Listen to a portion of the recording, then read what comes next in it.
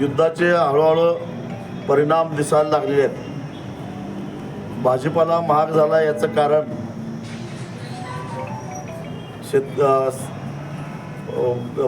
नदीतल्या उपसा बंद केलेला आहे, कपाती सुरू केलेली आहे। त्याचबरोबर भूगर्भातल्या पाण्याची पातळी खाली गेलेली आहे।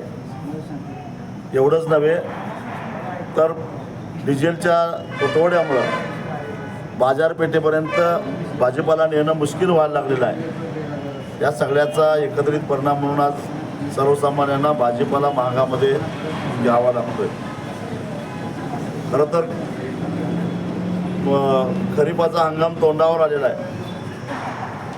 3 आठवड्यामध्ये मान्सूनचं आगमन होईल असं हवामान खातं सांगतंय, पण मान्सून येण्यापूर्वी, पाऊस पडण्यापूर्वी शेतकऱ्याला मशागत करायची असते।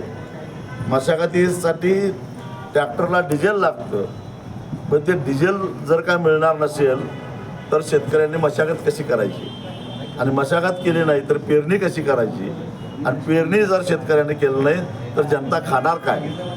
एवढी साधी अक्कल सरकारला पाहिजे किंवा यंत्रणेला पाहिजे।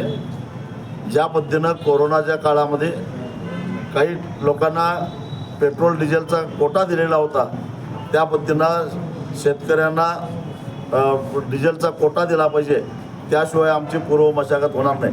तुम्ही बाकीच्या 4 चाकी गाड्यांना जे काही निर्बंध लावले त्याच्याबद्दल माझं काय म्हणणं नाही, परंतु जीवनावश्यक सेवा म्हणून शेतकऱ्याच्या ट्रॅक्टरला डिझेल हे दिलंच पाहिजे, नाहीतर भविष्यामध्ये जसे आज भाजीपाला महाग झालेला आहे तसा सगळ्याच गोष्टी महाग झालेल्या दिसतील आणि त्याची जबाबदारी सरकारची असेल। सुरू असताना